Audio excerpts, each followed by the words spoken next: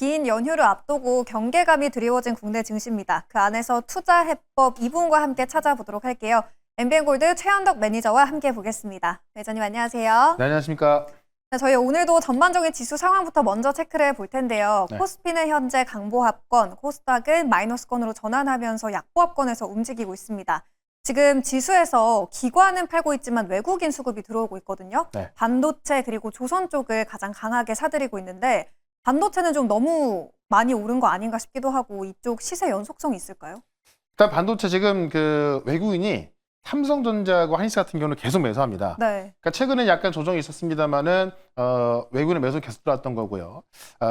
그걸 봤을 때 제가 이제 어떻게 보면 이 반도체 어떤 슈퍼 사이클 계속 말씀을 드리고 있는 건데 외국인도 그런 것들을 인지하고 계속 매수하고 있다라고 보시면 될 것 같고 사실 지금 삼성전자도 그렇고 하이닉스도 그렇고 지금 9월 달에 흐름 본다고 한다면은 상당히 많이 올라온 상황에서 어느 정도 매물 소화를 좀 거치고 있기 때문에 아마 이제 좀 약간 좀 많이 올라왔기 때문에 팔고 싶은 그러신 분도 계실 것 같은데 네. 제가 볼 때는 지금 삼성전자와 하이닉스 같은 경우는 어쨌든 우량주잖아요. 그러니까 이거를 단기적으로 본다기보다는 결국 이 AI 반도체 주인공이 되고 있고 특히나 지금 이 메모리 사이클 같은 경우는 7년 만에 지금 슈퍼 사이클을 찾아온 거거든요. 그러니까 네. 단기적인 어떤 상승 흐름에서 끝나지 않을 것이다. 다만 이 매물 소화 과정이 약간 오래 걸릴 수 있을 것 같은데 이럴 때 갖고 있을 줄 알아야 또 수익을 또 가져갈 수가 있는 겁니다. 그러니까 제가 볼 땐 뭐 다른 쪽도 뭐 좋은 곳이 꽤 있습니다만은 굳이 뭐 반도체를 따라 팔아서 다른 거로 갈 필요는 없을 것 같고요. 결국 뭐 우리가 이 연휴를 앞두고도 어떻게 보면 좀 이 안전한 곳에 있어야 이 연휴 동안도 좀 많이 편할 것 같은데 그 중에 하나는 또 반도체이기 때문에 반도체는 계속해서 가져가자라고 말씀드리겠고 조선 역시 조정이 좀 많이 나온 상황이기 때문에 네. 오늘 같은 경우 외국인이 또 조선 쪽도 많이 매수를 하고 있는 건데 조정이 많이 나왔기 때문에요. 그러니까 많이 올라와서 조정이 나왔는데 꽤 많이 나왔거든요. 그래서 제가 볼 때는 조선보다는 조선 기자재가 훨씬 낫다. 왜냐하면 기자재? 역시나 본격적으로 이제 공사가 들어가는 거기 때문에 네. 처음에는 그런 모멘텀으로 조선 좀 많이 올랐습니다만은 실질적으로 이제 이 배가 만들어지기 시작할 때쯤 되면은 이제 어떤 그 기자재까지 같이 올라가는 거거든요. 그런 관점에서 조선까지도 좀 괜찮게 그러니까 추석 연휴 전에 들고 있을 만한 그런 종목으로 좀 보시면 되겠다. 이렇게 한번 정리해 보겠습니다. 매니저님 어제 연휴 전에 전략으로 현금 네. 보유를 할 때보다 지금 투자를 좀 더 적극적으로 해볼 타이밍이다 이렇게 전략을 주셨잖아요. 네. 연휴 전에 어떤 섹터를 좀 보는 게 맞을까요? 일단 뭐 다 좋아 보이거든요. 그러니까 반도체 같은 경우는 너무나 좋고 네. 많이 올랐잖아요. 근데 조선 같은 경우도 너무나 좋은데 조정이 많이 나왔기 때문에 좋고. 그러니까 이 보유자 영역에서는 우리가 조방원이라고 하잖아요. 조선, 방산, 원전. 방산 같은 경우도 오늘 같은 경우 급등이 나오고 있죠. 그쵸. 그러니까 조방원도 사실 지금 자리에서는 계속 보유를 해야 되는 거고 반도체는 말할 것도 없고. 그러니까 어떻게 보면은 그 어떤 네 가지의 섹터를 갖고 있는 거면 네. 다 갖고 있는 거 아니냐 이렇게 볼 수 있는데 이 외에 안 가는 것들이 꽤나 많이 있습니다. 그러니까 만약에 제가 말씀을 드리고 있는 이 조방원, 네. 조방원과 반도체 외에 다른 섹터를 갖고 있다면 물론 뭐 다른 쪽도 그렇게 나쁘지 않겠습니다만은 이 연휴 뒤에 어떤 흐름을 좀 보장하기 힘들지 않을까. 결국 우리가 연휴 뒤에도 계속 어떤 그 시장의 흐름을 타고 좋아질 종목을 한다면은 그쪽이 맞는 것 같고요. 만약에 조방원과 반도체가 안 가잖아요. 그러면 다 못 간다 보시면 돼요. 그러면 다 못 가면 사실 좀 억울하지 않지 않습니까? 네, 그런 관점에 있어서 사실 뭐 추석 연휴 이후에 무조건 올라간다 빠진다 이거를 맞출 수 없습니다만은 네. 지금으로서는 계속해서 이제 어떤 그 A의 모멘텀이 계속 뭐 들어가고 있는 상황에서 계속 간다고 한다면은 조방원과 반도체는 계속 갈 수밖에 없기 때문에 그냥 그쪽 중심으로 포트를 좀 꾸려서 좀 순환매를 좀 한다면은 아마 연휴 이후도 계속해서 좀 좋은 수익을 좀 가져갈 수 있을 것이다. 이렇게 한번 정리해 보겠습니다. 네, 조선, 방산, 원전 그리고 반도체까지 주시해 보시면 좋을 것 같고요. 저희 리뷰 시간으로 이제 들어가 보도록 하겠습니다. 종목에 대한 전략 세워볼 시간인데요. 두나무 지분 보유의 어제장에서 급등 그리고 3거래일 연속 상승이 나오고 있는 우리기술투자 오늘도 소폭 추가 상승이 나오고 있습니다. 네. 8월 21일에 편입을 했었고요. 27% 수익률 그리고 1차 목표가 13,000원을 오늘 장에서 달성을 했죠. 추가 상단은 좀 얼마로 더 상향해서 잡아볼까요? 일단 저는 목표가를 15,000원으로 수정할 건데 네. 이게 왜 그러냐면 자, 이 우리기술투자가 지금 두나무 지분 7%를 갖고 있잖아요.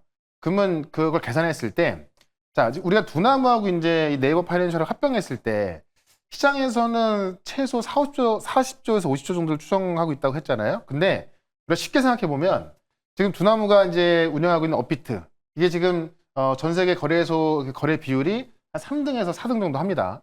코인베이스하고 비슷해요.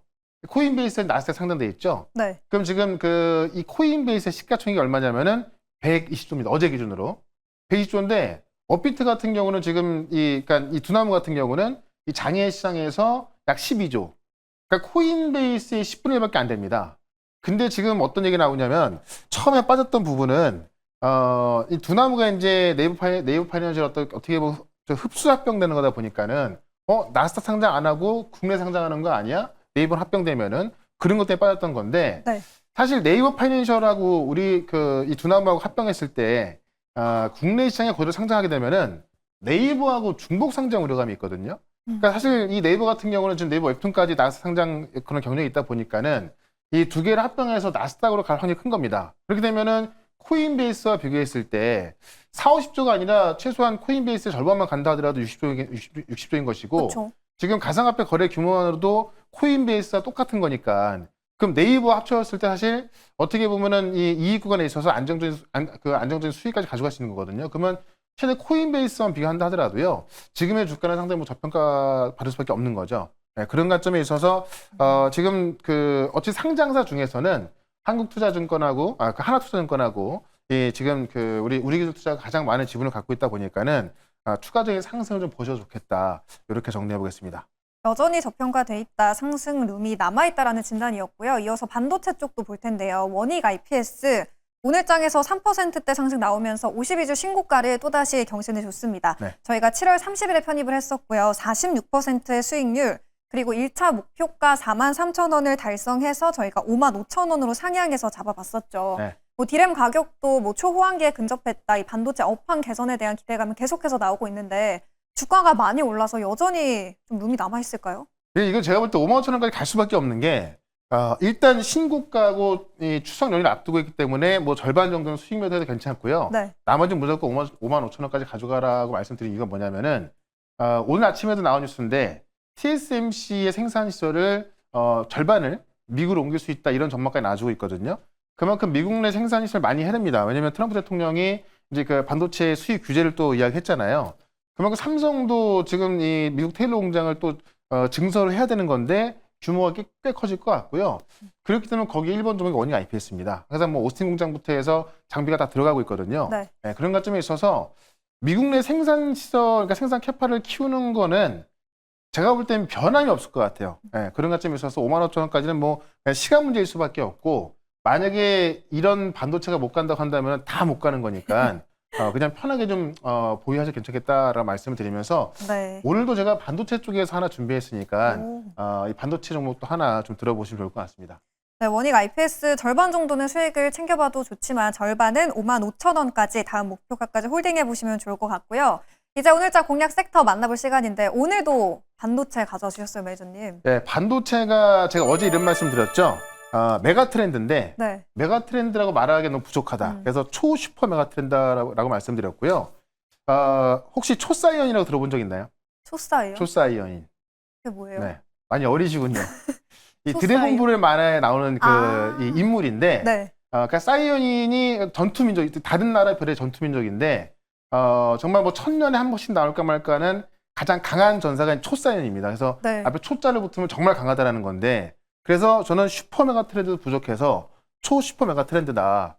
그만큼 이 메모리 쪽만 본다 하더라도 7년 만에 지금 어떤 슈퍼 사이클 돌아온 거고, 파운드리 같은 경우도 정말 죽었던 삼성전자가 살아날 정도로, 그러니까 TSMC가 워낙에 거의 뭐 독점까지는 아닙니다만은 거의 뭐 70%까지 올라왔던 거니까는 거의 독점하다시피 하는 부분을 삼성 파운드에 올라가고 있는 거기 때문에 이 메모리와 비메모리가 다 좋아지고 있다.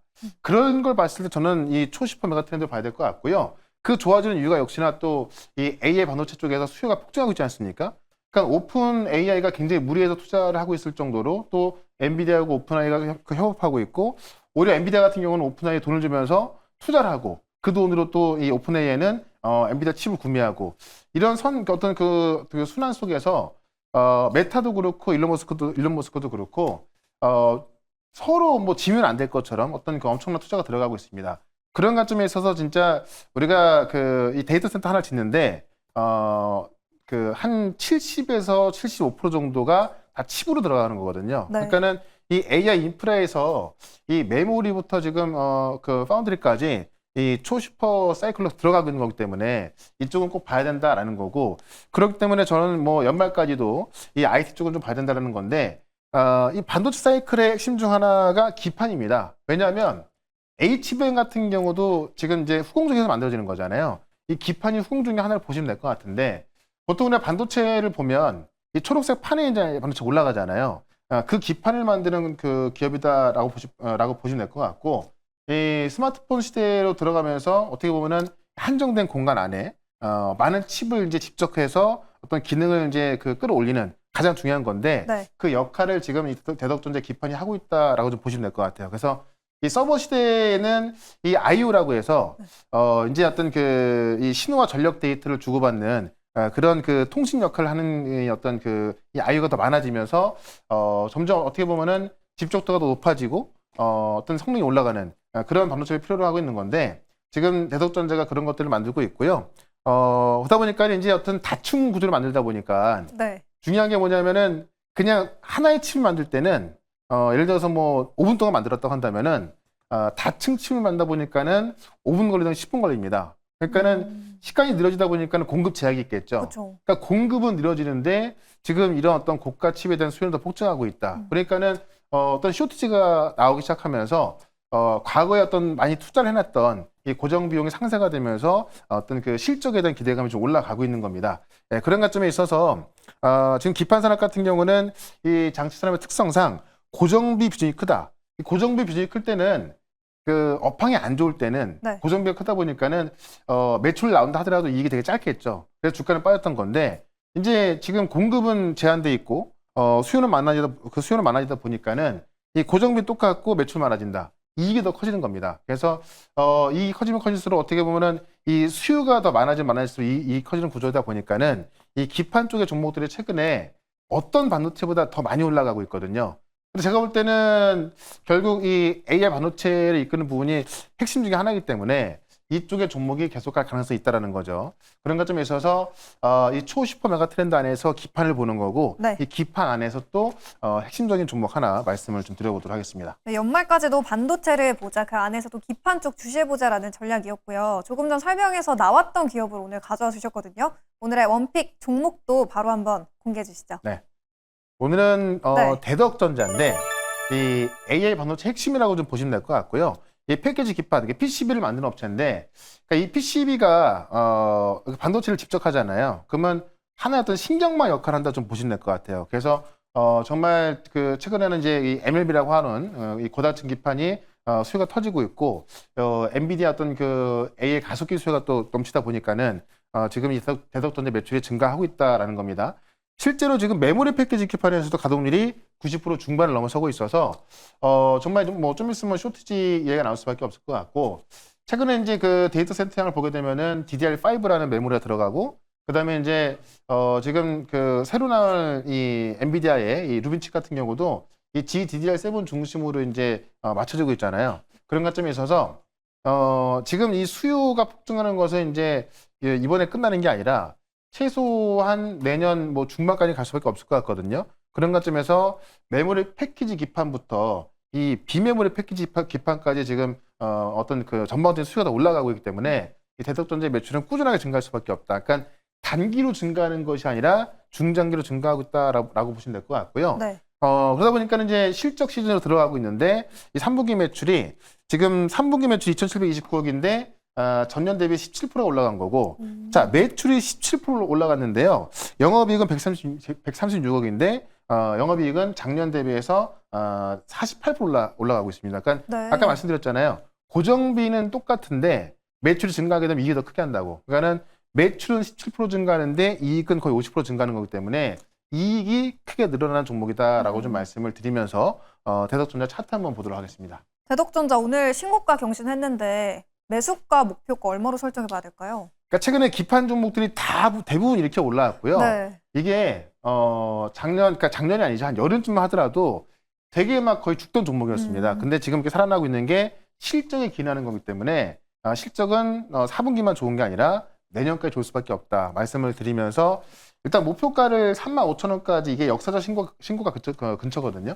35,000원까지 말씀드리고 손절가는 25,000원으로 대응을 해보도록 하겠습니다. 대덕전자 목표가 35,000원, 손절 라인 25,000원으로 설정해 보시면 되겠습니다. 오늘의 종목 대덕전자 참고해 보시면 좋을 것 같고요. 저희는 이제 내일도 뜨거운 종목 섹터와 함께 돌아오도록 하겠습니다. 오늘 말씀 고맙습니다. 네, 고맙습니다.